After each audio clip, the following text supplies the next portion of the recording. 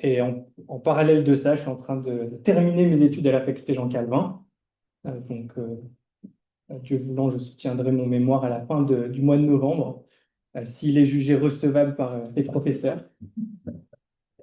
Euh, je suis marié à Noémie, qui est photographe, et on a deux enfants, Caleb qui a 5 ans, Lily qui a 3 ans, et un troisième qui devrait arriver au mois de février. Euh, qu'est-ce que... Et voilà. C'est déjà pas mal. Alors, ce que je dois faire cet après-midi, c'est de vous proposer un atelier de discussion en conseil presbytéraux au sujet des outils pratiques, de l'application pratique en fait, de tout ce qu'on a entendu ce matin. Ce que je vais vous proposer de faire, c'est de commencer tout de suite.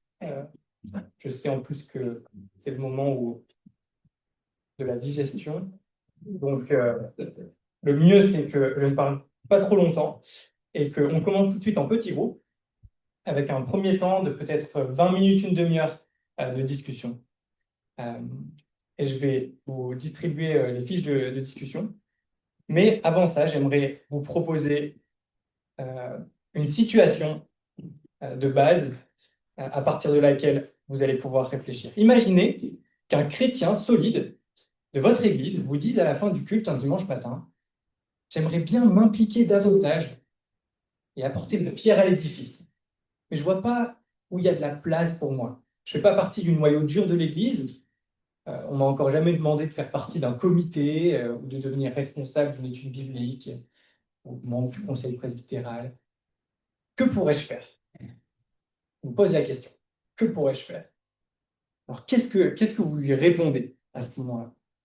Et donc, c'est avec cette situation initiale que j'aimerais vous laisser réfléchir aux 5 premières questions préparatoires de notre atelier. L'objectif de ces 5 questions, c'est de faire une sorte d'état des lieux de votre manière de fonctionner habituelle. Donc, je vous donne quelques 20-30 minutes pour réfléchir à ces quelques questions et moi, je me tiens à votre disposition pour vous aider à clarifier les questions si besoin. Donc, n'hésitez pas à m'appeler pour que je passe dans les groupes. Et ensuite, j'apporterai quelques éléments de réflexion avant qu'il y ait un deuxième temps en conseil presbytéral. Voilà. Je vous distribue les feuilles et vous invite à réfléchir ensemble aux 5 premières questions de ces fiches.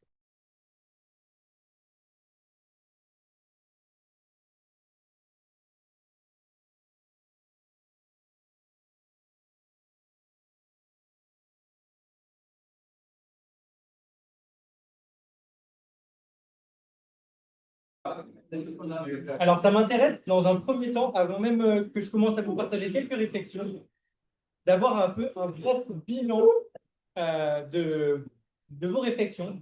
Est-ce que vous avez quelques questions ou quelques remarques qui, euh, qui sont là après ce premier temps de discussion? Et comme je n'ai pas le courage de Charles et Donald pour reformuler les questions ou les remarques, il y a 2 micros qui vont circuler. Merci de parler bien proche des micros et ils vont circuler pour que ceux qui sont en Zoom puissent vous entendre aussi. Comme ça maximise le temps de l'échange aussi. Alors, une première remarque, un premier constat, une première réflexion que vous aimeriez partager après ce premier temps de discussion. Oui.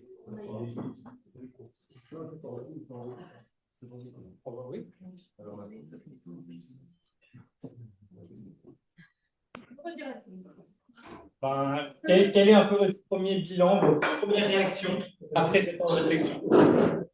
Ce ne sont pas des questions faciles. Ce ne sont pas des questions faciles. Okay. Ouais. Pourquoi?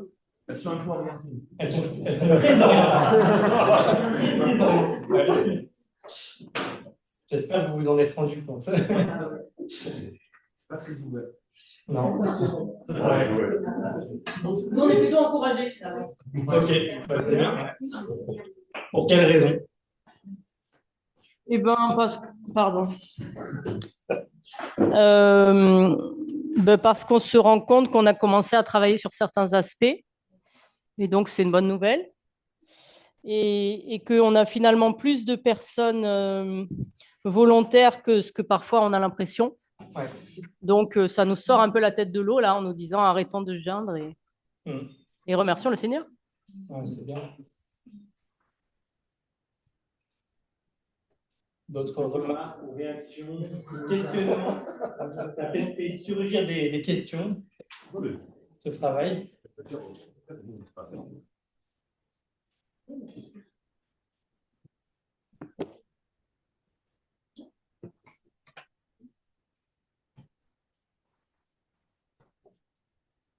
On s'attendait à ce que la mise en pratique soit compliquée.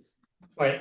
On s'attendait à ces questions compliquées parce qu'une mise en pratique, voilà, c'est pas facile. C'est toujours compliqué, ouais, effectivement. Bon, j'espère qu'à la toute fin, vous serez plutôt encouragés et que vous aurez un peu plus d'idées de comment mettre en pratique tout ce qu'on a entendu ce matin. Mais j'aimerais vous proposer, dans un premier temps, 3 pistes de réflexion que je vous inviterai à creuser ensuite en conseil presbytéro, dans le deuxième temps d'échange qui est prévu. J'aimerais qu'on parle d'abord de l'opposition entre la croissance spirituelle et numérique, dans un premier temps, parce que c'est 2 réalités qu'il faut opposer. La plupart de nos églises sont de petites églises, et ça vaut le coup d'avoir les idées assez claires à ce sujet. J'aimerais ensuite vous montrer quelques principes bibliques au sujet de la croissance spirituelle pour qu'on comprenne comment cette réalité était perçue par les auteurs bibliques, mais je vais aller très vite là-dessus puisque l'essentiel a été dit ce matin. Je vais simplement reformuler des idées qui ont été partagées ce matin. Et enfin, j'aimerais vous montrer un modèle de responsable qui tient compte de ces considérations bibliques et qui, selon moi, est vraiment une clé pour changer de paradigme concernant notre vision du ministère. Et mes propos s'inspirent fortement de ce livre qui s'appelle L'essentiel dans l'Église. Donc, c'est un des livres qui est en vente au fond de la salle. Je vous invite fortement à vous le procurer. Il n'est pas long du tout et il est très accessible. J'ai découvert ce livre au tout début de ma découverte du ministère et j'ai été formé sur la base des enseignements de ce livre. Donc, il a assez profondément façonné mon approche du ministère chrétien. Et donc, je peux que vous recommander la lecture de ce livre qui est, on verrait, très pratique. Ce n'est pas un livre purement conceptuel. Il aborde des questions très pratiques. Donc, premièrement, il faut que je démarre ça. Non, c'est démarré, mais ça ne marche pas. Est-ce qu'on doit opposer croissance spirituelle et croissance numérique? Je me base pour cette première partie sur un article écrit par Peter Joss dans la Revue Réformée, je pense il y a une 30aine d'années. Et dans cet article, il nous propose de faire une série de constats. Premier constat, Jésus est venu chercher et sauver ceux qui étaient perdus. Luc 19, verset 10, le Fils de l'homme est venu chercher et sauver ceux qui étaient perdus. Et de ce fait, il prêche partout et n'importe où. Marc 1, 38, allons ailleurs, dans les bourgades voisines, afin que j'y prêche aussi, car c'est pour cela que j'en suis sorti. Et à la lecture de cette intention de Jésus d'atteindre autant de personnes que possible, on voit que la première charge, vocation établie par Jésus, dès le début de son ministère, pour l'Église naissante, c'est celle de pécheur d'hommes. Marc 1, je vous ferai pécheur d'hommes. Et cette charge va rester la première priorité des apôtres dans l'Église naissante. Première piste d'application ici pour nous, quelle est la part de l'évangélisation en vue de la croissance de l'Église et existe dans nos budgets et surtout dans notre emploi du temps. Question qu'on peut se poser à la lecture de cette priorité-là. Deuxième constat, le livre des Actes nous relate une croissance phénoménale de l'Église. Acte 2, 41, ceux qui acceptèrent sa parole furent baptisés et en ce jour-là, furent ajoutés environ 3000 âmes. Acte 6, verset 7, la parole de Dieu se répandait, le nombre de disciples se multipliait beaucoup à Jérusalem et une grande foule de sacrificateurs obéissait à la foi. Donc, question que nous pose la lecture de ce genre de verset. Est-ce que cette croissance de départ doit être considérée comme unique en son genre ou comme normative pour la vie de l'Église tout au long de son histoire?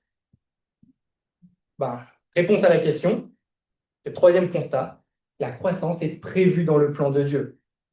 Acte 2:39, la promesse est pour vous, pour vos enfants et pour tous ceux qui sont au loin en aussi grand nombre que le Seigneur notre Dieu les appellera. Apocalypse 7:9, après cela je regardais et voici une grande foule. L'Église primitive a compris sa croissance, sa multiplication comme l'accomplissement inéluctable, voire normal du plan de Dieu, parce que cette promesse abrahamique se trouvait déjà exposée, développée partout dans l'Ancien Testament, notamment dans les psaumes. En Ésaïe, psaume 2, demande-moi et je te donnerai les nations pour héritage, la proposition des extrémités de la terre. Ésaïe 11, ne se fera ni tort ni dommage sur toute ma montagne sainte, car la connaissance de l'Éternel remplira la terre. C'est le troisième constat. Quatrième constat, la croissance est commandée dans la parole de Dieu. C'est ce qui fait dire à Peter Jones que c'est un faux débat de vouloir privilégier la croissance spirituelle ou qualitative et minimiser la croissance numérique ou quantitative. Parce que le danger existe de vouloir toujours plus de monde pour alimenter sa gloire personnelle. Ça, c'est vrai, et il faut en être conscient. Mais le danger opposé existe aussi. Et on le voit en particulier dans les églises petites ou les églises qui expérimentent le recul, une diminution de ses membres. On peut parfois se résigner à la stagnation, voire au recul numérique, sous prétexte de croissance qualitative. À ce qui dissimule avec peine un manque de vitalité spirituelle, dit Peter Jones. Et on voit ça en particulier quand on lit les épîtres aux Corinthiens. Regardez 2 Corinthiens 4:15. Car tout cela arrive à cause de vous, afin que la grâce, en se multipliant, fasse abonder à la gloire de Dieu les actions de grâce d'un plus grand nombre. Ici, on voit que le progrès spirituel, donc la grâce qui se multiplie, sert le progrès numérique, le plus grand nombre. Regardez aussi 2 Corinthiens 10. Nous ne nous glorifions pas hors de toute mesure des travaux d'autrui, mais nous avons l'espérance, si votre foi augmente, de devenir encore plus grand parmi vous dans notre domaine, notre propre domaine, en évangélisant les contrées situées au-delà de chez vous, au lieu de nous glorifier de ce qui a déjà été fait dans le domaine des autres. Ici, on voit aussi que les deux aspects de la croissance s'aident mutuellement. Regardez encore 1 Corinthiens 9. Car bien que je sois libre à l'égard de tous, je me suis rendu serviteur de tous, afin de gagner le plus grand nombre. On voit ici en arrière-plan le souci numérique et missionnaire de Paul. Et donc la conclusion de Peter Jones dans son article, c'est que la croissance numérique semble être normative pour la vie de l'Église, de sorte que si elle fait défaut, la situation peut être considérée comme anormale.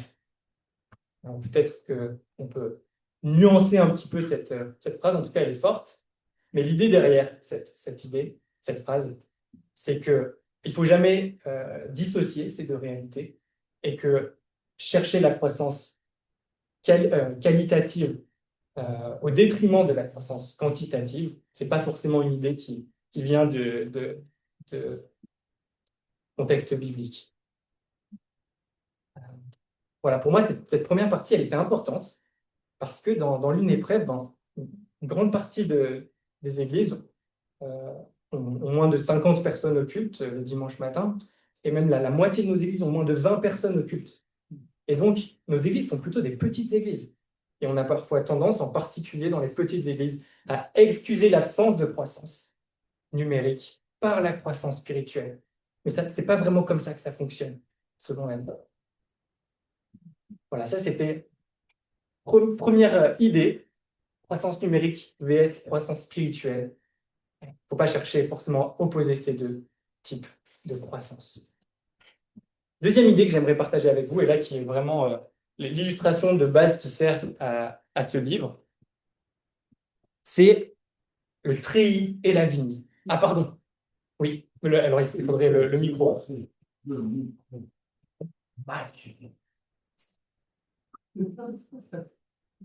Alors, une question pour toi, Cash. Oui. On voit dans les Actes, ils croient en Jésus, ils sont baptisés tout de suite. Tu pratiquerais ça? Pourquoi est-ce que Non, tu mais fais- je pose la question, pourquoi? Parce que, en fait, voilà, c'est ça. Euh, c'est très troublant et c'est fascinant de lire le récit des Actes et de voir 3000 personnes baptisées le jour même. Et je connais pas d'église évangélique autour de moi qui aurait une telle intentionnalité et peut-être une telle audace d'intégration de nouveau au corps du Christ par le baptême. Mhm. Mais c'est interpellant en un sens. Et par rapport à la question de qualitatif et quantitatif, je trouve que c'est percutant parce que nous, quelque part, quand je dis nous, je nous englobe tous, je pense, on va jamais baptiser quelqu'un le jour même. Mhm. Effectivement, ouais. La question que tu soulèves révèle que on ne peut pas transposer juste voilà, de manière directe ce qu'on lit dans le livre des Actes. Mais l'idée derrière cette première partie, c'est simplement que euh, le schéma biblique euh, ne met pas en avant une opposition entre croissance spirituelle et humaine, simplement. Ouais. Euh, la question de quand et comment et pourquoi baptiser les gens, c'est une autre question, je pense. Ouais. Donc, deuxième partie que j'aimerais creuser avec vous, c'est l'idée du treillis et de la vigne. Donc, moi, j'ai été jardinier pendant un certain temps, donc c'est une illustration qui me parle beaucoup. L'idée derrière cette illustration, c'est qu'une vigne, pour bien grandir, elle a besoin d'un treillis, elle a besoin d'une structure à laquelle elle s'accroche. Voilà. Mais que l'objectif de cette structure, à chaque instant de la croissance de la vigne, c'est de favoriser cette croissance. Que la focalisation première de celui qui s'occupe de sa vigne, c'est de maximiser la croissance de la vigne. Et donc, la structure est toujours là comme un soutien, le treillis est toujours là comme un soutien à la vigne. De la même manière qu'une vigne a besoin d'un treillis pour grandir, le ministère chrétien a besoin de structure et d'appui. Au minimum, un lieu de rencontre, des Bibles et une organisation un peu de base, peut-être un micro, des horaires. Dans quel état se trouve votre treillis et la vigne de votre Église? Et je pense que c'est un peu cette question-là qu'il y avait derrière toutes mes premières questions de préparation. Vous avez des comités, des programmes, des activités, mais le véritable travail, faire pousser la vigne, peut-être, c'est l'affaire de quelques-uns seulement. Et peut-être même qu'il se peut que la prédication du dimanche matin, c'est le seul moment où le travail sur la vigne est en train de se faire. Le travail de croissance spirituelle. C'est le cas dans plein d'églises historiques. En réalité, le travail sur les structures est plus facile. Il demande moins d'investissement et c'est souvent plus visible extérieurement. On peut, à la fin de notre journée, quand on a travaillé sur la structure, on peut dire « j'ai accompli telle et telle chose ». C'est assez facile à quantifier et à identifier. Mais comme on l'a vu ce matin, la mise en pratique du grand mandat de Matthieu 28 doit être la priorité de l'Église. C'est ce commandement qui fait de l'ajout de nouveaux disciples le programme normal et prioritaire de chaque Église et de chaque disciple de Jésus. C'est exactement ce qu'on voit dans le livre des Actes. Acte 6, la parole se répandait, le nombre de disciples se multipliait beaucoup à Jérusalem et une grande foule de sacrificateurs obéissait à la foi. Acte 9, l'Église était en paix dans toute la Judée, la Galilée et la Samarie. Elle s'édifiait, marchait dans la crainte du Seigneur et progressait par l'assistance du Saint-Esprit. Acte 12, la parole du Seigneur se répandait et progressait. Acte 16, les églises se fortifiaient dans la foi et augmentaient en nombre de jour en jour. Acte 19, c'est ainsi que par la force du Seigneur, la parole se répandait efficacement. Acte 28, il prêchait, Paul, le royaume de Dieu et enseignait ce qui concerne le Seigneur Jésus en toute assurance et sans empêchement. Le but du ministère est très simple et dans un sens, il est mesurable. Sommes-nous en train de faire et de nourrir d'authentiques disciples de Christ? Notre but n'est pas de faire de nouveaux membres d'Église, mais des disciples. Faire croître la vigne et pas le treillis. Et comment? Enfin, par le progrès de la parole. Le but de Dieu, c'est de proclamer l'Évangile par l'aide du Saint-Esprit pour le salut des gens. Et ça a trois implications. Déjà, devoir mettre de côté nos ambitions personnelles afin de nous engager pour la cause de Christ. C'est plus important que tout le reste. Ensuite, la croissance que Dieu veut voir dans le monde se produit dans le cœur des personnes. On ne mesure pas la croissance par le taux d'implication des membres, par les activités, par le nombre de nouveaux venus, par les finances ou par les bâtiments. Et enfin, la croissance des personnes ne se fait que par la puissance de l'Esprit de Dieu qui dépose la parole dans nos cœurs. Et j'aimerais bien lire avec vous Tite chapitre 2. Donc, si vous avez une Bible, n'hésitez pas à l'ouvrir avec moi. On va lire ce chapitre en entier, qui va permettre de résumer un petit peu tout ce qu'on a vu ce matin.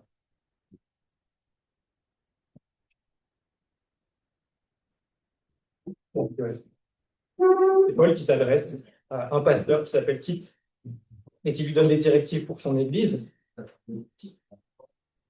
Et il lui dit au chapitre 2, « Pour toi, dis ce qui est conforme à la saine doctrine. Dis que les vieillards doivent être sobres, respectables, sensés, saints dans la foi, dans l'amour, dans la patience. Dis que les femmes âgées doivent avoir aussi l'extérieur qui convient à la sainteté, n'être ni médisantes, ni asservies aux excès de vin, qu'elles doivent donner de bonnes instructions afin d'apprendre aux jeunes femmes à aimer leurs maris et leurs enfants, à être sensées, chastes, occupées aux soins domestiques, bonnes, soumises chacune à son propre mari, afin que la parole de Dieu ne soit pas calomniée. Exhorte de même les jeunes gens à être sensés à tous égards, en te montrant toi-même un modèle d'œuvre bonne et en donnant un enseignement pur, digne, une parole saine, inattaquable, afin que l'adversaire soit confus et n'ait aucun mal à dire de nous. Exhorte les esclaves à être soumis en tout à leur maître, à leur plaire, à ne pas être contredisants, à ne rien détourner, mais à montrer toujours une parfaite fidélité afin de faire honorer en tout la doctrine de Dieu notre Sauveur. La grâce de Dieu, source de salut pour tous les hommes, a été manifestée. Elle nous enseigne à renoncer à l'impiété et au désir de ce monde et à vivre dans le siècle présent d'une manière sensée, juste et pieuse, en attendant la bienheureuse espérance et la manifestation de la gloire de notre grand Dieu et Sauveur, le Christ Jésus. Il s'est donné lui-même pour nous, afin de nous racheter de toute iniquité et de se faire un peuple qui lui appartienne, purifié par lui et zélé par les œuvres bonnes, pour les œuvres bonnes. Ainsi dois-tu parler, exhorter et reprendre avec une pleine autorité, que personne ne te méprise. » Voilà, jusqu'ici notre lecture de Tite 2. Et j'aimerais juste soulever 3 points à la lecture de ce texte qui nous permettront de résumer tout ce qu'on a entendu ce matin. Ces 3 points sont les suivants. La croissance de Dieu se produit en nous par sa parole. On voit que là, les exhortations principales de Paul à Tite, concernent l'enseignement verbal de la saine doctrine. Donc, dis ce qui est conforme à la saine doctrine, exhorte, parle, reprend. L'idée, c'est qu'il doit communiquer une parole, un enseignement pur, digne, une parole saine. Donc, il y a une idée de la centralité de la parole dans l'Église pour le progrès de l'Évangile dans les cœurs. Première idée. Deuxième idée, le ministère est l'affaire de tous. Ça, on l'a dit encore ce matin, c'est le tous. Ici, on voit un exemple concret de comment ça s'applique dans le cas de l'Église de Tite. Le ministère qui est l'affaire de tous. Chacun, selon son âge, selon son genre, selon son statut social, chacun peut mettre en pratique les enseignements de la parole très concrètement, afin que la parole de Dieu ne soit pas calomnie, pour être un témoignage. Et on voit que toutes les recommandations de Paul se focalisent sur le caractère. On l'a encore dit ce matin. Troisième idée. Le cœur de la formation se situe dans le cadre de l'imitation. Paul demande à Tite d'être un modèle d'œuvre bonne. Paul demande à Tite que les femmes âgées soient des modèles pour apprendre aux femmes plus jeunes. Donc, il y a vraiment cette idée de modèle, pas seulement des responsables envers les membres, mais des membres entre eux. Donc, le cœur de la formation, il se situe là, dans l'idée d'être des modèles. Et pour reprendre ce qu'a dit Charles, en tant que formateur, la notion de formation spirituelle pour la croissance des membres, elle ressemble beaucoup plus à celle de parents avec leurs enfants que de profs avec leurs élèves. Parce que l'objectif de la formation chrétienne, c'est de mûrir en conviction, la connaissance de Dieu, la compréhension de la Bible, mais aussi en caractère, en conviction, caractère, en développant une personnalité qui cherche à plaire à Dieu, qui est en accord avec la saine doctrine, et en compétence, dans la proclamation de la parole de Dieu, par divers moyens, mais toujours dans la dépendance de Dieu et dans la prière. Conviction, caractère, compétence, c'est global, et c'est ce que le ministère, par l'exemple, en étant des modèles, produit. L'évangile génère la croissance. Et ça implique 3 choses. La croissance se fait dans la vie des personnes et pas dans la structure de l'Église. La croissance du treillis, la croissance de la structure n'implique pas forcément la croissance de la vigne. Si les gens ne grandissent pas dans la connaissance de Dieu, dans la sanctification, etc., on ne peut pas parler de croissance véritable. Première implication. Deuxième implication, on doit accepter de perdre des membres de notre Église si de tels départs sont propices au progrès de l'Évangile. Quand on se met à viser le progrès de l'Évangile, on forme des personnes, mais pas pour le bénéfice de l'Église locale, dans l'intérêt du royaume de Christ. Et troisième implication, on ne doit pas voir les personnes comme des rouages de notre système, et je pense que vous avez vu que mes questions étaient orientées vers cette idée-là. On ne doit pas voir les personnes comme des rouages de notre système ou comme des ressources pour nos projets, mais comme des individus à des stades de croissance différentes. Notre projet pour chacun d'eux est de les voir avancer. Et on peut parler de 4 étapes dans la croissance d'une personne. C'est première étape, les premiers pas. Donc la graine est plantée. La personne commence à cheminer vers le christianisme. Ensuite, le suivi. Il y a une réponse positive à l'évangile. Et donc, on va enseigner cette personne pour l'ancrer dans la vérité. Ensuite, la croissance. L'idée, c'est que la personne ait des fondements solides pour en faire un disciple stable. Et enfin, la formation. C'est une partie de la croissance. Mais l'idée, c'est d'équiper les personnes et les mobiliser pour accomplir leur mission dans la vie. Donc, il manque excusez-moi, Vas-y. la mission. C'est-à-dire? Pour les équiper pour leur mission. C'est ça. Il manque une étape. Ouais, Ça continue. Enfin, Oh. Oui, mais ça veut dire qu'ils sont dans la phase de... En fait, à titre individuel, on est forcément dans l'une de ces phases. Si la personne est en mesure d'être impliquée dans la mission, elle est dans la phase de croissance et formation. Elle est elle-même en train de grandir et de s'équiper pour accomplir sa mission. Ouais. Ouais, c'est ça, ouais, tout le long.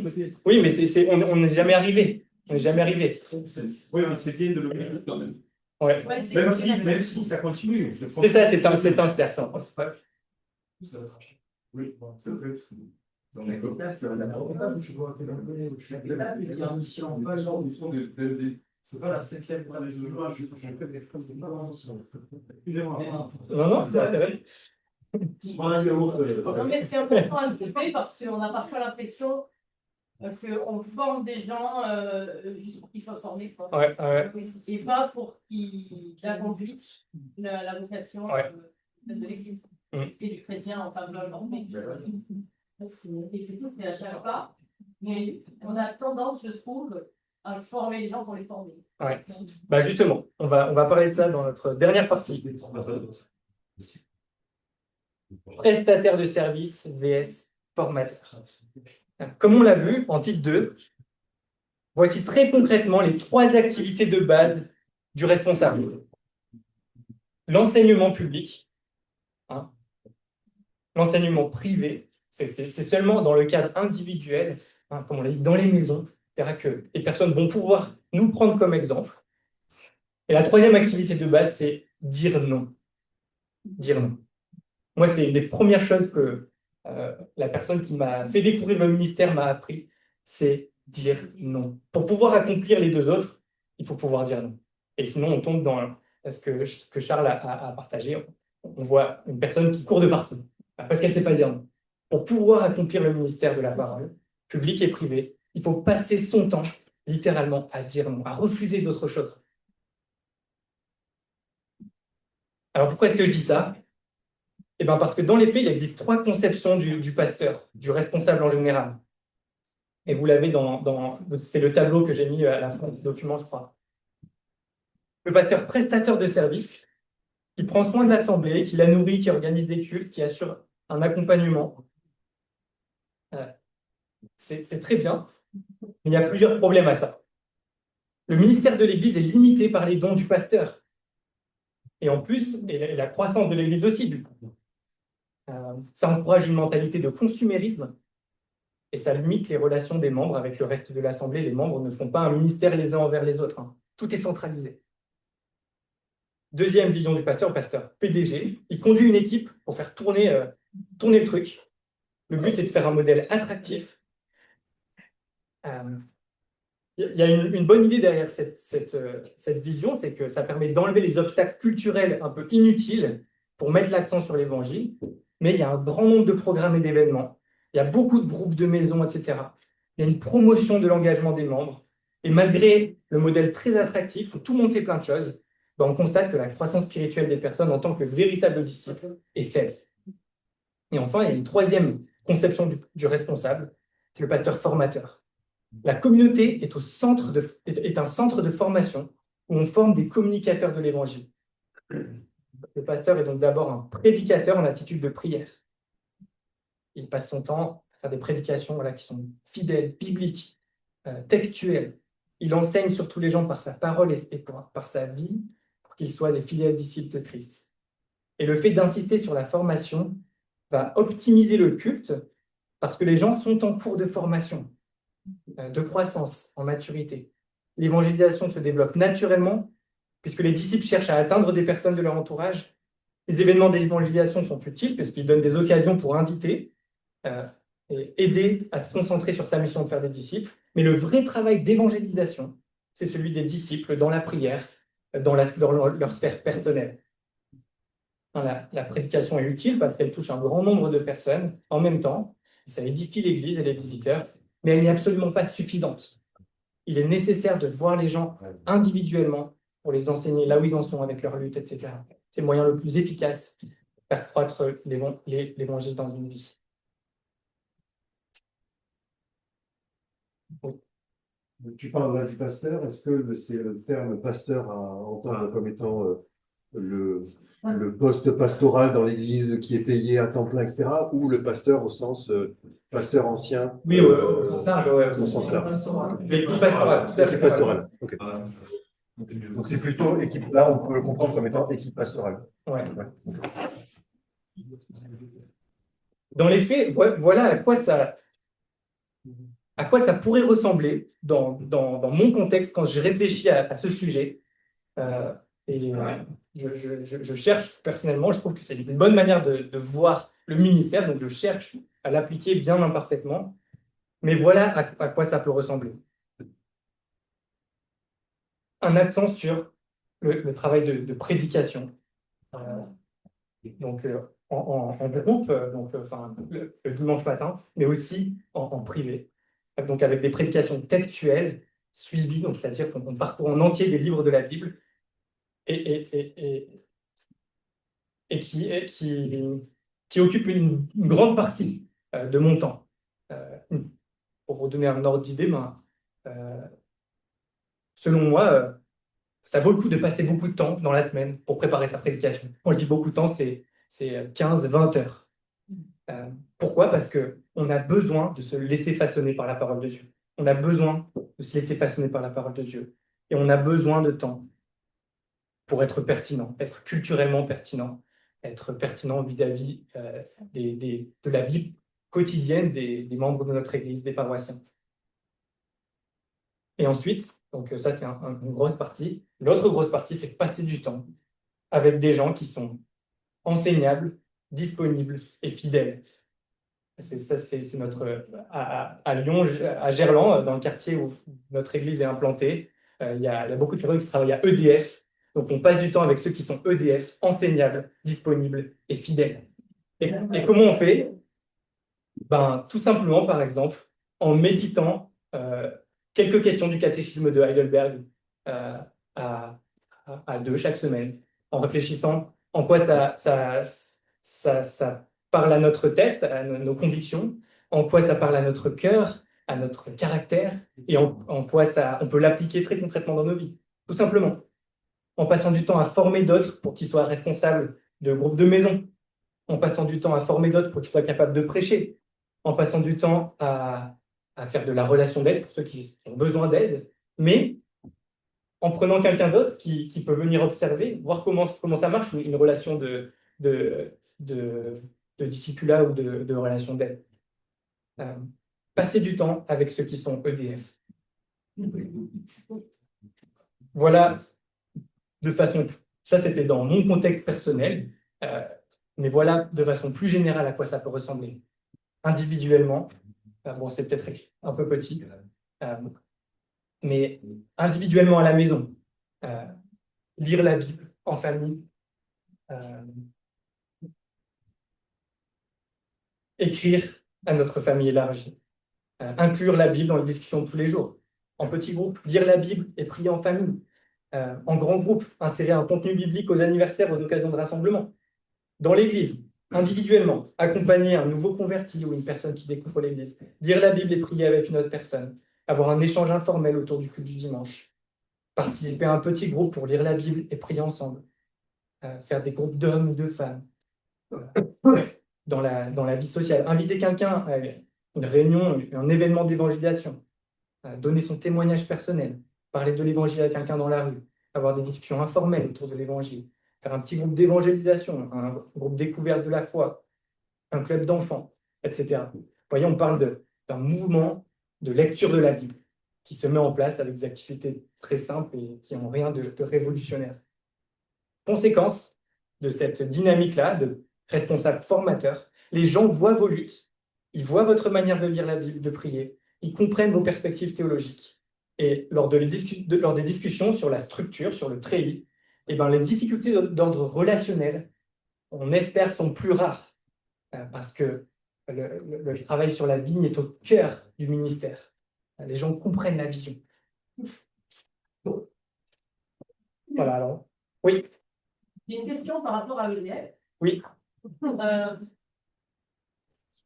Du coup, si vous vous occupez surtout des personnes EDF, Oui. qui s'occupe de la personne blessée, Oui. voire du boulet qui saute sans arrêt dans le même caniveau? Eh bien, ouais. Non, c'est une vraie question, hein? En fait, on pourrait retourner la question. Si on s'occupe uniquement des personnes blessées ou qui tombent sans arrêt dans le caniveau, qui s'occupe des autres? Ça, c'est sûr. Ça répond pas. Bien sûr, mais je vais répondre à la question. Merci. En s'occupant des autres, on multiplie le nombre de personnes capables de s'occuper des personnes qui ont besoin, qui sont en difficulté. Alors que sinon, on limite notre ministère par nos propres capacités personnelles. C'est-à-dire, en gros, c'est le nombre de personnes que je suis capable d'accompagner dans la semaine qui va limiter. Alors que si je passe du temps avec les personnes EDF, je multiplie le nombre de personnes capables d'accomplir le ministère dans l'Église. Ouais. Donc, je suis leur modèle, elles vont aller vers les autres personnes. Exactement. Je comprends l'intention, mais est-ce que les personnes justement blessées ou qu'on appellerait pour certaines non enseignables en fait, non, c'était quoi le D? Non, disponible. Ouais. Il y avait bien enseignable là-dedans. Oui. Il y a des personnes qu'on finit par se demander si elles sont vraiment enseignables encore. Mmh. Bon, je me dis, ces personnes-là, est-ce qu'elles se sentent vraiment incluses dans l'Église qui aurait ce modèle-là? Parce qu'en attendant que des personnes soient en capacité de s'occuper d'elles, bah oui. En fait, est-ce que c'est l'Église de tous? Je ne dis pas qu'il ne faut pas s'en occuper. Hein. Je dis que quand on s'en occupe, il faut emmener des personnes EDF avec nous pour leur montrer comment on s'occupe de ces gens-là. Ça, c'est autre chose. Alors. Ouais. Moi, je fais peut-être 80% Je passe énormément de mon temps à faire de la relation d'aide, mais je fais peut-être 80% de ces rencontres avec une autre personne qui observe. Ouais. Et donc, en fait, ça me permet de ne pas négliger vraiment besoin d'aide, mais ça me permet en même temps de former des gens qui ensuite pourront prendre le relais. Parce que dans une église avec beaucoup de personnes qui ont besoin d'aide, ben, on ne peut pas réussir à... Moi, personnellement, je prends mes rendez-vous de relation d'aide, ils durent 2 heures tous les 15 jours et ils impliquent 1 heure de préparation à peu près, ou 2. Ça limite énormément le nombre de personnes. Alors que quand je prends des gens avec moi, je sais que cette personne, ensuite, elle pourra le faire avec d'autres. Et donc, ça me libère énormément de temps. Et il y a des types de relations d'aide, enfin, de formation qui sont faciles à transmettre, comme le catéchisme d'Albert, par exemple. Une fois qu'une personne l'a faite, elle est très facilement en mesure de pouvoir le faire avec quelqu'un d'autre. Peut-être, oui, du conseil conjugal, quand il y a un très gros problème dans le couple, tout le monde ne va pas pouvoir le faire sans formation, mais de faire un catéchisme avec un canevas qui est là, ben, on peut très vite multiplier le nombre de personnes capables de le faire. Oui. Ouais. Une chose qui m'a un peu interpellée, c'est que tu disais que le culte est vraiment central, en tout cas chez vous, pour la croissance spirituelle. Et je suis d'accord que le dimanche matin, le culte, c'est vraiment très important. Mais par expérience, c'est en accompagnant des gens qui ne sont pas croyants ces derniers temps, on s'est rendu compte qu'il y a plusieurs personnes qui ont dit bah, pour l'instant, je ne me sens pas de venir au culte parce que c'est trop compliqué, c'est trop long. Et en fait, c'est plutôt dans le groupe de maison parce qu'il y a de l'interaction, parce que on est chez des gens, parce que s'il y a une amitié qui se forme.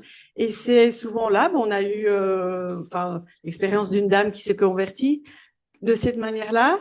Mais voilà, pour passer au culte, elle ne se sent pas encore là. Donc pour moi, c'est important que les chrétiens aillent le dimanche matin, mais pour moi, ce n'est pas l'endroit où il y a forcément la croissance la plus grande. Je dirais plutôt dans ce sens-là. Et il y a même tout un chapitre de ce livre qui s'appelle « Pourquoi le culte du dimanche ne suffit pas ». Donc ce serait faux de mettre un trop grand accent sur ce moment de la semaine. Ouais. Oui. Juste, merci beaucoup, parce que...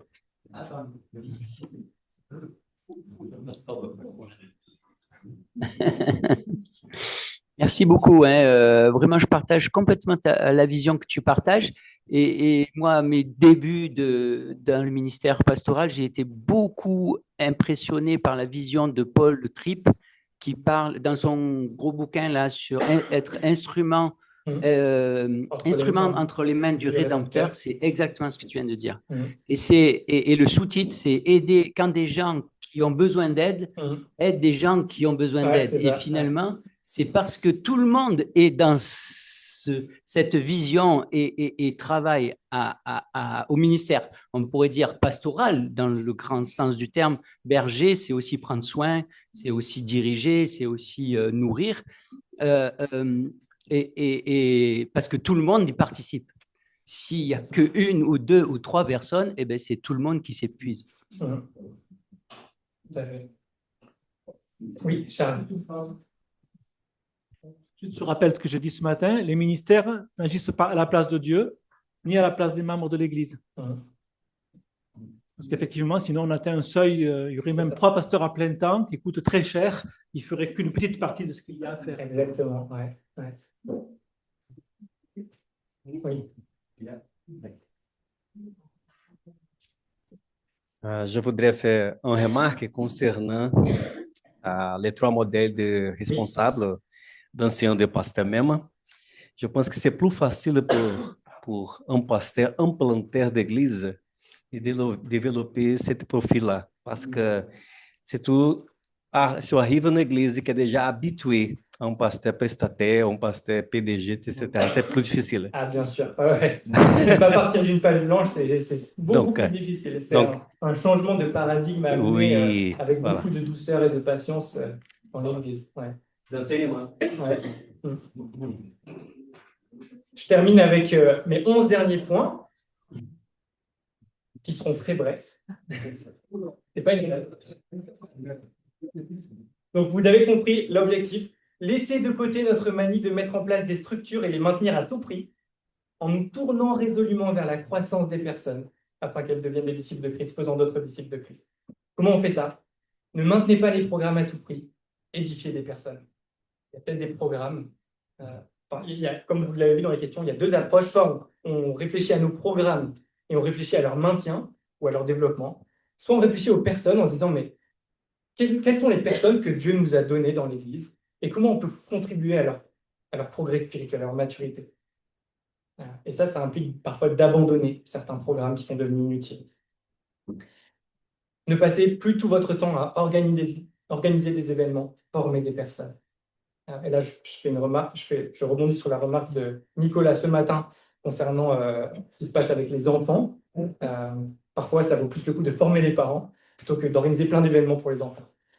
Et c'est pareil dans tous les domaines de la vie de l'Église, pour l'évangélisation en particulier. Former des personnes pour qu'elles soient capables de partager l'évangile dans leur cercle relationnel, plutôt que passer énormément de temps, d'énergie, d'argent à organiser des énormes événements d'évangélisation, peut-être qui vont attirer les croyants de notre Église, en fait, au final.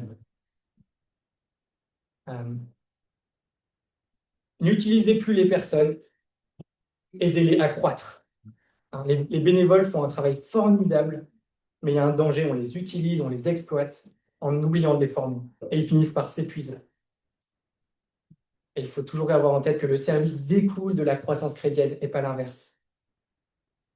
Ne sollicitez plus les personnes pour combler des trous, former des nouveaux ouvriers. Au lieu de se dire qui pourrait remplir ce trou, il faut se dire quel ministère cette personne pourrait accomplir.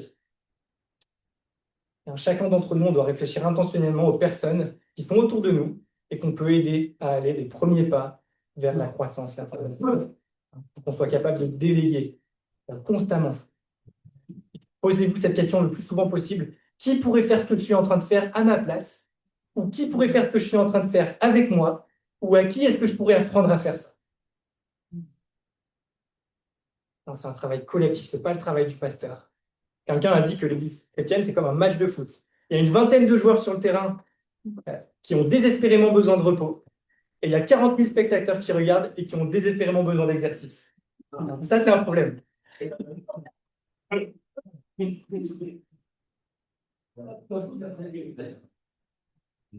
Mon fils, il suit des cours de cirque. Il a 5 ans. Avec un prof professionnel. L'argent que je lui verse à ce prof n'est pas destiné à ce qu'il fasse du cirque devant mon fils, mais à aider mon fils à mieux faire du cirque, à mieux jongler, par exemple. Et bien, dans le Nouveau Testament, les ministres, les responsables sont surtout des coachs, des chefs d'équipe qui entraînent l'équipe constituée par tous les membres de l'Église. C'est exactement la même chose. On ne paye pas des professionnels pour qu'ils fassent le travail à notre place. On les paye pour qu'ils nous forment, nous, toute l'Église, pour exercer le ministère. C'est Éphésiens 4. Ne cherchez pas à résoudre tous les problèmes. Aidez les personnes à progresser. Ça, c'est l'idée d'un ministère plutôt réactif ou proactif. Il faut se concentrer sur comment former les gens, plutôt que d'attendre que les gens aient des problèmes et viennent vous en parler. Un autre problème de la question, quand on se focalise sur les gens qui ont des problèmes, on envoie le message implicite à l'Église que pour avoir l'attention des responsables, il faut avoir des problèmes. Quel problème je vais pouvoir me trouver pour que j'ai une visite? Voilà. Vous voyez comme c'est pernicieux, en fait. On vit un peu l'inverse aussi, que les gens ne nous appellent pas à temps et que quand on arrive, c'est trop tard. Ouais. Parce qu'ils ne nous appellent pas aussi, parce qu'on arrive beaucoup. Parce qu'ils n'ont pas osé. Ouais. Ne soyez plus obnubilés par le ministère à temps plein, développez le travail en équipe. Encore une fois, c'est l'idée du tous et de certains. Ne soyons pas obnubilés par une forme de gouvernance d'Église, former des partenariats dans le ministère. En fait, en disant ça, je veux dire qu'il ne faut pas se concentrer sur l'organigramme, les appellations du ministère. Parfois, quand on se concentre sur la vigne plutôt que sur le treillis, il y a un peu de chaos au niveau de la structure. Mais ce n'est pas très grave.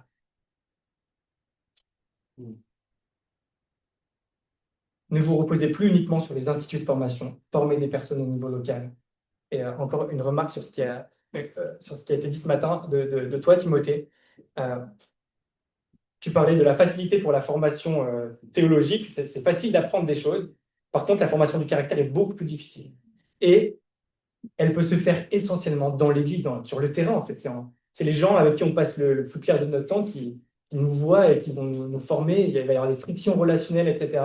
Alors que dans l'Institut de théologie, c'est beaucoup plus dur de faire ce travail sur la formation du caractère. Donc, il ne faut pas qu'on se repose uniquement sur les instituts de formation. Ne soyons plus omnubilés par la pression du tout de suite, viser le développement à long terme. Des fois, les résultats ne sont pas visibles. En fait, c'est juste long de faire des disciples. Hein. Ne vous dépensez plus dans la gestion des structures. Dépensez-vous dans le ministère. Il ne faut pas que la part d'administrative prenne le dessus sur la formation et l'enseignement et la prière.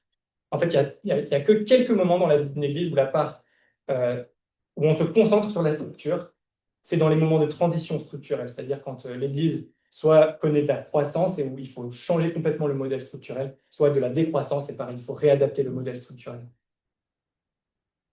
Ne cherchez plus la croissance de l'Église, c'est le dernier point. Désirez le progrès de l'Évangile. Former les responsables ne doit pas nous faire peur de les perdre. On doit réfléchir au progrès de l'Évangile à une plus grande échelle et pas seulement au niveau local. Voilà. Le dernier point. Ne cherchez plus la croissance de l'Église, désirez le progrès de l'Évangile. Voilà, s'il y a une ou deux questions pour terminer ou remarques, on peut en discuter maintenant et ensuite vous allez pouvoir réfléchir sur la deuxième série de questions.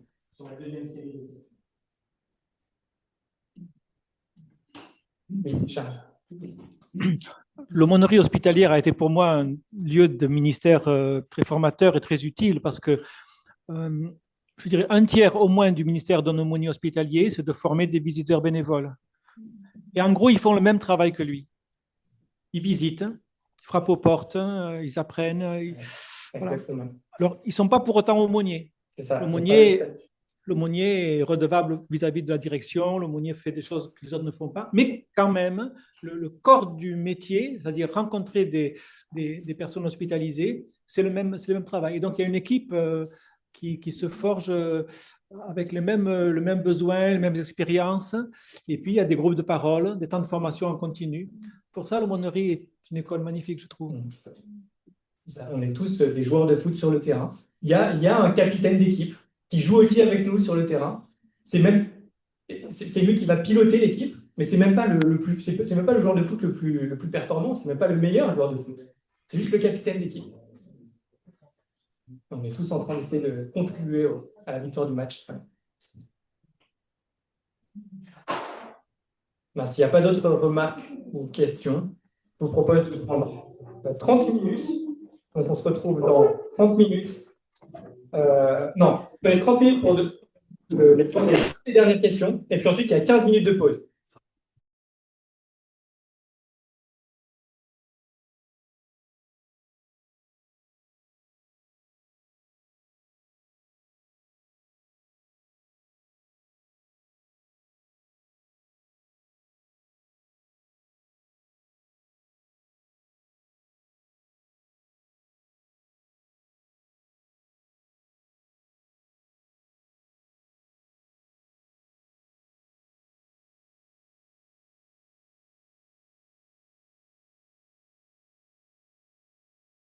Certains veulent partager des choses qui les ont repris, qui les ont stimulés, qui ont des idées qu'ils ont eues, des idées de changement peut-être à mettre en œuvre, des remarques, des questions qui restent.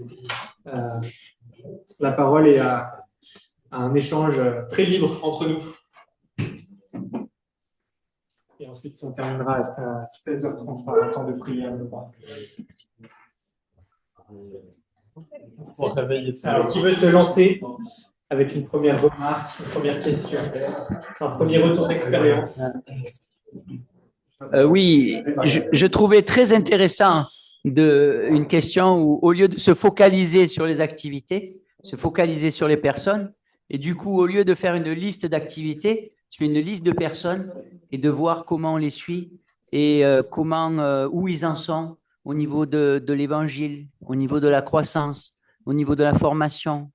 Et du coup, l'objectif, c'est de suivre les personnes dans leur croissance. c'est pas de suivre les activités dans leur croissance. Et cette remarque soulève le fait que, enfin, soulève la question, est-ce qu'on a, sur un petit bout de papier chez nous, est-ce qu'on a une liste de ces personnes que le Seigneur nous a confiées, qui gravitent plus ou moins autour de notre Église? Est-ce qu'on a cette liste de façon écrite sur laquelle on pourrait réfléchir? Tiens, cette personne, comment je peux l'aider à faire un pas de plus vers l'Évangile ou vers un ministère, enfin dans sa, pour qu'il mette en œuvre ses dons, ouais, tout simplement. Moi, ça va dans le même sens, mais je me pose une question qui est, même quand on réfléchit d'abord en termes de personnes, voilà, qui sont les gens que Dieu nous a donnés et quels sont leurs dons? Il demeure une question, me semble-t-il, c'est, alors je vais la poser comme ça, c'est mal dit, Ouais, hein. pas de problème. Comment on met les gens au boulot? Ouais. En fait. Comment, ouais, c'est pas bien dit, mais vous voyez ce que je veux dire? Comment on fait en sorte, non, comment on fait en sorte qu'ils aient envie de servir et pas juste de recevoir? Voilà, c'est ça en fait. Ouais. Parce que on veut bien les former et on le fait en fait, les former, apporter tout ce qu'il faut, nanana. Mais à un moment donné, on se heurte parfois à la non-volonté. Vous voyez ce que je veux dire? J'espère qu'il n'y a pas de nous, mais. Ouais. Alors, c'est sûr. Ouais. Alors, une piste que je peux proposer, c'est avancer avec ceux qui veulent avancer. En fait, si on avance avec ceux qui veulent avancer, on dévoile une dynamique qui peut devenir attrayante, en fait. Et il y a d'autres gens qui vont se dire, ah ouais, mais je vois que telle personne, il lit la Bible toutes les semaines avec tel autre, et en fait, il grandit dans la foi, il passe ses épreuves avec espérance, il invite ses collègues à l'église, et je vois que ça porte du fruit dans sa vie, en fait. Et en fait, ça peut être un élément de réponse. C'est pareil avec les groupes de maison, pardon. Certaines églises ont du mal à mettre en marge des groupes de maison. Ben, faisons un groupe de maison avec ceux qui sont motivés. On s'y investit sérieusement pour y mettre de la qualité. Et en fait, la dynamique qui va se passer dans le cadre de ce groupe, ça peut rayonner. En fait, les gens, ils vont parler entre eux dans l'église. Ils vont se dire, ah ouais, dans notre groupe de maison. En fait, ça va se voir qu'il se passe un truc dans ce groupe de maison. Les gens, ils sont plus proches les uns des autres. Ils vivent la communion fraternelle, ils grandissent, ils prient les uns pour les autres. Et ça peut donner envie à d'autres. En fait. Et ça peut être un moyen, peut-être parmi d'autres, pour essayer de motiver plus de personnes.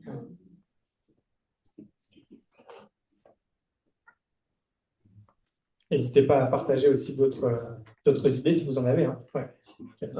Moi, un truc qui m'a marqué un truc qui m'est venu en tête quand on en a parlé, c'est pas parce que, par exemple, il y a des personnes dans le conseil qui font des visites que le conseil accompagne, parce que parfois on dissocie aussi le conseil des personnes qui composent le conseil. Ouais. Je ne sais pas si tu vois ce que je veux dire. Il y a la dimension individuelle. C'est ça. Et que l'importance aussi que, par exemple, les personnes du conseil, ou bien les responsables, ou les personnes qui font les visites, aient cette notion qu'elles le font au nom de l'Église, ou au nom du conseil, mais aussi en tant que personne propre. Et savoir quand est-ce qu'on le fait en tant qu'individu et quand est-ce qu'on le fait en tant que membre du conseil ou responsable du groupe de jeunes ou je ne sais quoi, ou pasteur.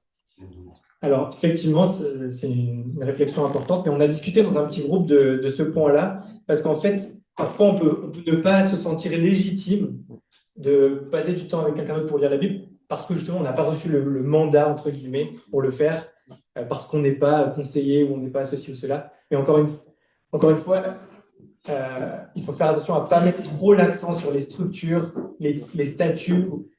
Pour avoir le droit de faire ceci, il faut avoir telle fonction. En fait, là, c'est du cléricalisme hein, quand on va vers ça. Si on reconnaît et on accepte une certaine dose de flou au niveau structurel et parfois un peu de chaos, eh ben, ça permet de mettre plus l'accent sur sur le mouvement et la vitalité de la vigne que sur l'institution et la structure. Ouais. Donc parfois, simplement passer du temps pour lire la Bible avec quelqu'un d'autre ou prier ensemble en n'ayant reçu aucun mandat pour le faire, c'est pas forcément grave en fait aussi. Donc, mais je suis d'accord qu'il faut réfléchir à une façon de gouverner, de conduire l'Église de façon collégiale. Ouais. Alors moi j'ai une question, c'est un cas réel, hein? Ok. Je ne dirai pas de nom. Non, qui s'est passé. Que faire quand il y a une personne qui est super motivée, mais alors on ne sent pas du tout, quoi. Alors, ouais. Tu vois, et même elle est tellement motivée qu'elle fait de l'ombre aux autres qui se disent ah ben si elle est motivée, moi alors qui je vais faire. Enfin, ça me pose de questions ça parce que ça arrive des fois quand même. Ouais. Alors là, tu as dit non, hein, il faut savoir dire non, mais là il y a l'art et la manière. Ouais. Alors, pour répondre à cette question plus en détail, je vous encourage vraiment à procurer ce livre qui est en vente au fond de la salle. Il faudrait aider Charles aussi à repartir plus léger. Ouais. Donc, si vous pouvez, un billet, ça pèse moins qu'un livre. Donc, voilà, vous pouvez faire cet échange avec lui. Mais effectivement, une des recommandations de ce livre, et ça, je pense que ça se vérifie très facilement dans l'expérience, il vaut mieux ne pas confier de responsabilité à quelqu'un plutôt que d'en confier aux mauvaises personnes. Ouais. Donc, mais comment on le forme, en fait, cette personne? Comment on l'accompagne? C'est pas facile. Ouais. Bah, il n'y a pas de miracle, mais le contexte de l'église locale est un très bon contexte pour ça parce que ça offre plein d'occasions de friction relationnelle, de conflits, de moments où on va voir on va pouvoir mettre en avant dans la vie de l'autre des dysfonctionnements ou du péché ou des problèmes de caractère.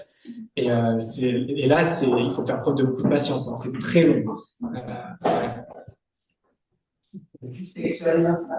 Il y a quelqu'un d'autre? Vas-y, tu peux y aller. Il y a une expérience là, ça fait. Merci à l'UNEPREF qui a accepté la proposition d'action synodale du phare, former, accueillir, restaurer et envoyer.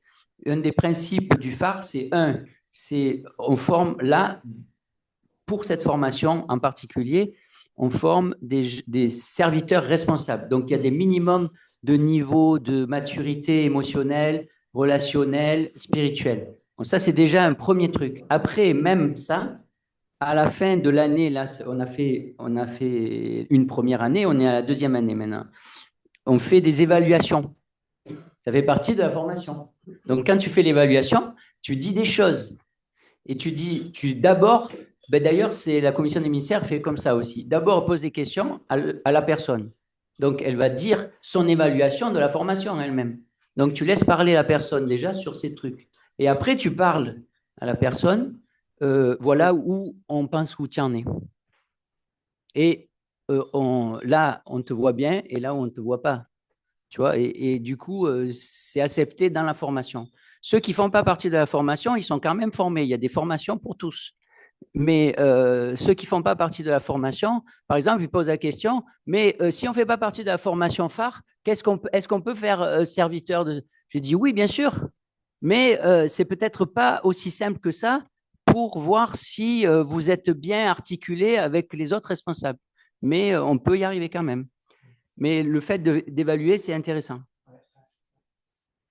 On peut parler comme ça directement. Simplement, pour rebondir sur ce que disait Joël, il y a certains cas, c'est vrai que on peut, selon le profil des personnes, on ne peut pas les accueillir dans l'Église.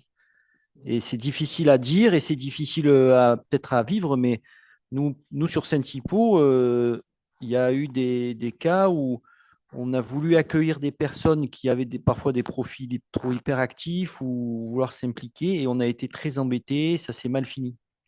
Donc on a essayé de se faire aider au niveau du conseil pour de la relation d'aide, essayer de discerner ces cas où le fait d'accueillir des personnes, ça peut vraiment poser des problèmes dans l'Église. Et du coup, on est obligé des fois de se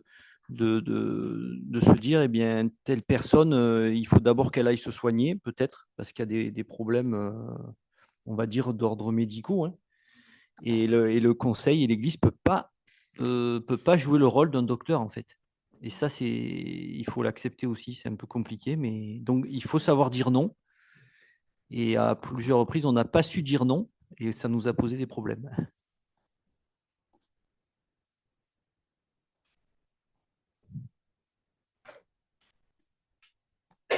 Juste, tu parles je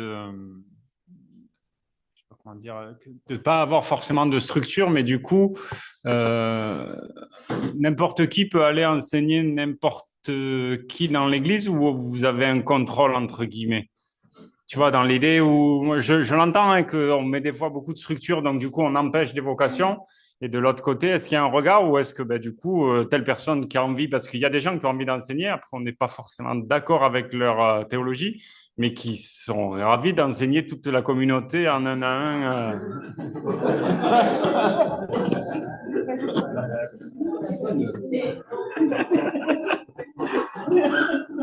Ouais, c'est une très bonne remarque.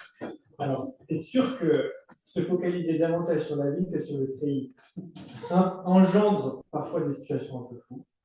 Mais ça ne veut pas dire qu'il ne faut pas qu'il y ait de treillis. Voilà. Mais le treillis est toujours au service de la vie et jamais l'inverse. Et on a tendance, et ça c'est Timothy Keller dans son livre Une Église centrée sur l'évangile qui parle beaucoup de ça, on a une tendance toujours à l'institutionnalisation et à la structuration plutôt qu'au mouvement. Et donc il faut toujours garder ça en tête. Mais bien sûr qu'il y a des situations où il faut la régulation, il faut des personnes qu'il faut même interdire, il faut interdire certaines personnes en tant que gardien du troupeau, il faut interdire certaines personnes d'aller voir d'autres pour veiller au troupeau, en fait.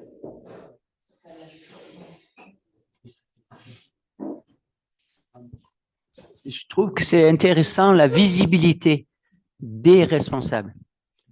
Par exemple, là, je trouvais intéressant à Alès, ils avaient les photos des responsables, des conseillers. Et aussi, même ce qu'on aimerait faire, mais on l'a déjà fait au niveau de.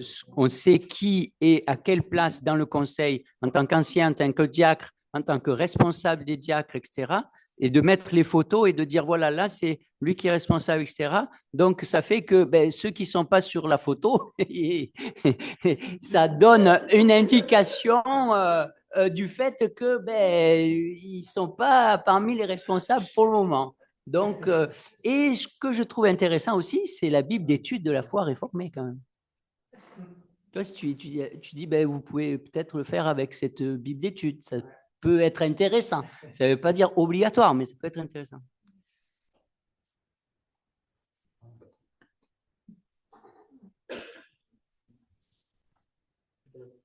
Juste, c'était une remarque par rapport à, justement, on voit dans les Écritures que Paul, il prenait beaucoup de temps pour former, pour accompagner nuit et jour, et après il partait, et ce n'est que plus tard qu'il revenait installer des conseils, des anciens. Et pendant ce temps, qu'est-ce qui se passait dans l'Église, puisqu'il n'y avait pas de treillis officiel?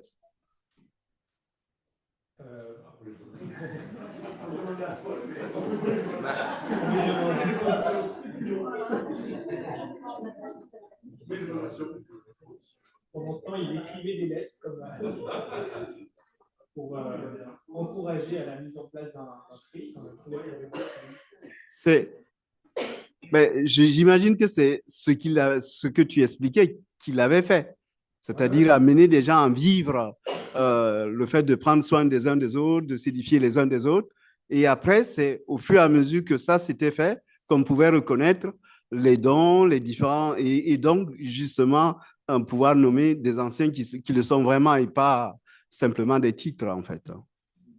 À la fin de ce livre, il donne une étude de cas qui est intéressante parce que c'est un peu ce qu'on a vécu pendant le Covid, mais il dit si jamais il y avait une pandémie qui vous empêchait de faire toute activité d'église, Donc en gros, qui annule presque toute la structure, tout le treillis. Qu'est-ce qui resterait et qu'est-ce que vous feriez?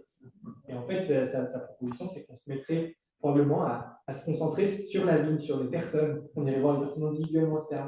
Et en gros, l'idée, c'est ça, c'est que en l'absence de tout treillis, parfois, et la vigne peut continuer à croître quand on se concentre sur les personnes. Ouais. C'est quelque chose qu'on a partagé là, tous les trois là, avec Cécile. Mais je le dis parce que je trouve que c'est intéressant. Je suis dans un cas de figure dans mon poste. Je suis à la fois sur une église, on va dire, classique, une des très classiques même, Ganges, et à la fois, il y a le poste d'évangélisation de Saint-Martin-de-Londres. Et je suis le même personnage, même personne, pasteur, sur les deux lieux, et je n'ai pas du tout le même profil sur les deux lieux. Donc, c'est juste pour... je le vois comme un encouragement, parce qu'on peut avoir l'intention d'être plus dans la formation, dans l'encouragement de prise d'initiative chez nos membres, et pas y arriver, mais il faut du temps. Enfin, c'est la conclusion de notre échange, quoi. Hein. Et c'est important de le partager, quoi. C'est pas parce qu'on n'est pas dans une case que notre intentionnalité ne peut pas être là et que les choses ne vont pas bouger. Et peut-être c'est notre successeur qui vivra quelque chose d'intéressant avec l'Église où les uns et les autres se réveilleront avec des vocations claires. Enfin. Donc, il ne faut pas perdre de vue que c'est le projet de Dieu, quoi, pour notre communauté. Voilà.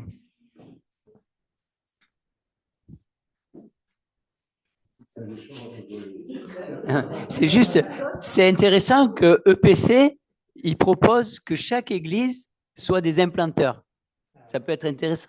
Oui, c'est ça. L'idée, c'est mettre en avant la réalité qu'on est tous en mission.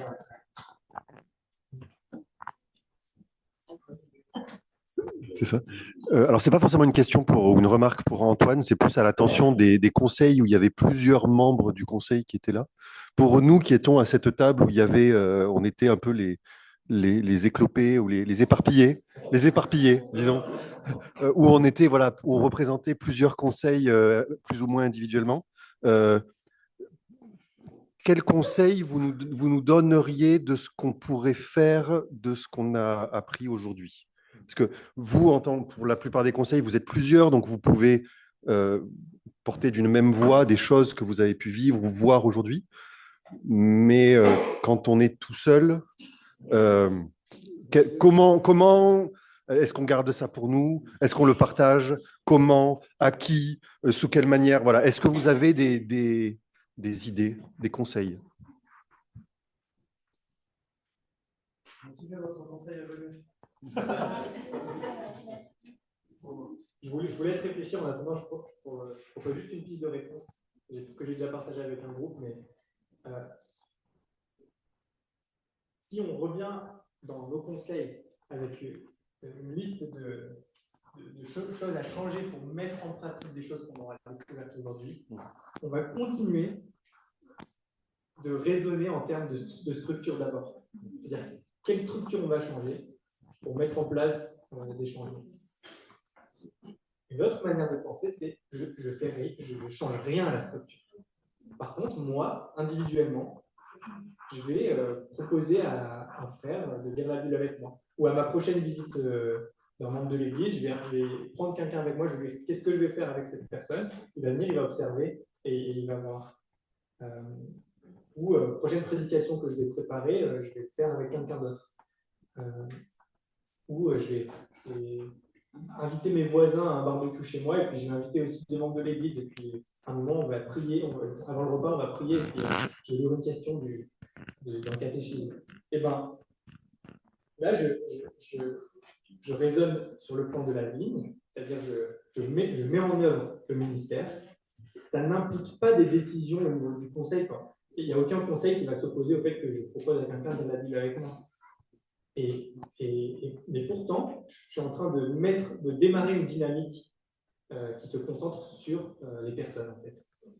Et ça, en fait, ça peut porter du fruit parce que, encore une fois, ça peut devenir attrayant pour d'autres et on propose une autre manière de concevoir le ministère qui est centré sur les personnes.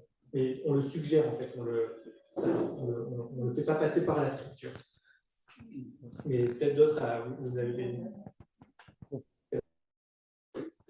Le petit verre comme dans le masque qui vient et qui fait son. C'est ça, c'est exactement ça. Ouais. J'ai une illustration. Mon beau-frère, il est dans une église ménonite, une vieille église où la prédication textuelle, par exemple, c'est pas du tout dans les habitudes. Et lui, il avait envie que ça devienne une habitude dans l'église. Et on en parlait, on me demandait comment il pouvait faire. Moi, je lui ai dit, juste fais-le toi, en fait, de temps en temps, quand toi tu prêches, fais-le, tu n'as pas besoin de tout. Il n'y a personne qui va s'opposer au fait que tu prêches un chapitre de la Bible. Mais en fait, ça va peut-être donner des idées à d'autres, les gens vont voir que ça les nourrit, les gens vont voir que c'est une bonne idée de faire ce genre de choses. Et en fait, c'est comme ça qu'on peut faire intervenir le changement, et il n'y a besoin d'aucune validation de personne pour faire ça. Ouais.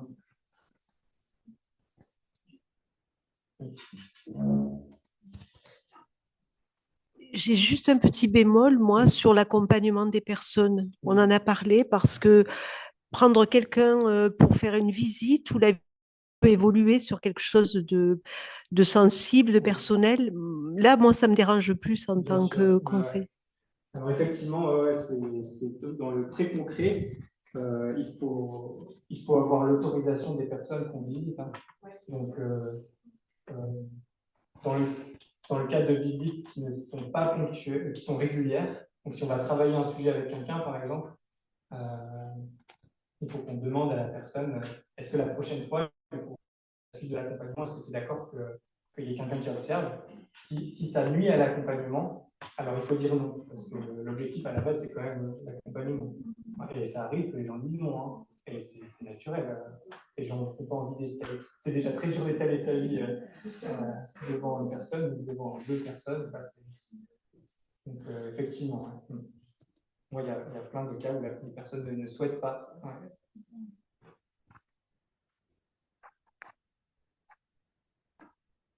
Après, moi, ce que je vois, c'est une des manières de faire, il faut toujours que ça soit en accord avec la personne, mais c'est de parler des sujets qui ont été évoqués seul à seul avec la personne conforme. Normalement, on fait ça en tant que conseil, mais on ne le fait pas toujours. Bon, à chaque fois, on doit dire, est-ce que tu es d'accord que j'en parle avec le conseil ou est-ce que tu es d'accord que j'en parle avec le stagiaire ou je ne sais qui? Et généralement, la personne, si elle fait confiance, elle dit bah oui. Et elle n'a pas ce blocage d'être devant une autre personne encore. Mais la personne avec qui on parle des sujets, elle est habituée à entendre des sujets difficiles. Et quand vient le moment, elle sera beaucoup plus prête. Je dis ça parce que quand j'étais au Vigan, j'étais inséré au conseil pendant une année. Et on parlait de beaucoup d'accompagnements pastoraux. Et après mon stage au Vigan, j'ai été à Berre et j'ai fait des accompagnements pastoraux seul. Et en fait, je me suis dit, mais j'ai fait aucun accompagnement vraiment pastoral seul avant, mais je suis pas du tout perdu parce qu'en fait, avec toutes les discussions qu'on a eues au conseil au Vigan, bah, je savais quoi faire. Mais il faut que la personne soit d'accord là aussi.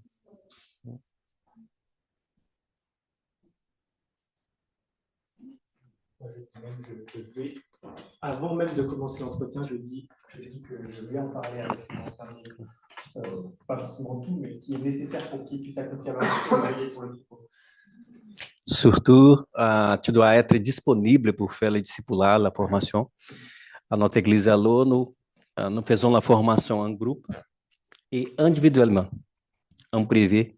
Et même pour le privé, tu dois demander la permission pour que quelqu'un se ajude lá pour faire ensemble, né?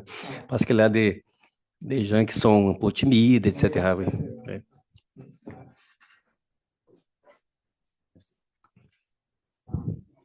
C'est une dernière remarque, question, un partage, un encouragement.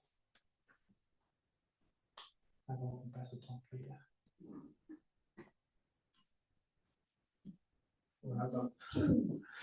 Ouais, moi, je pensais par rapport aussi à notre union d'église.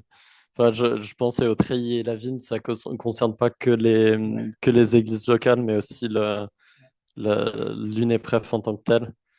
Et je réfléchis à notre coordination édification aussi je pensais, moi j'ai déjà ma liste des membres de l'Église, mais réfléchir à avoir ma liste des églises desquelles je sers et puis comment être au service de chacune de ces églises en tant que telle. Et je pense pour ceux qui sont acteurs dans des coordinations et commissions, je pense que c'est une réflexion à avoir.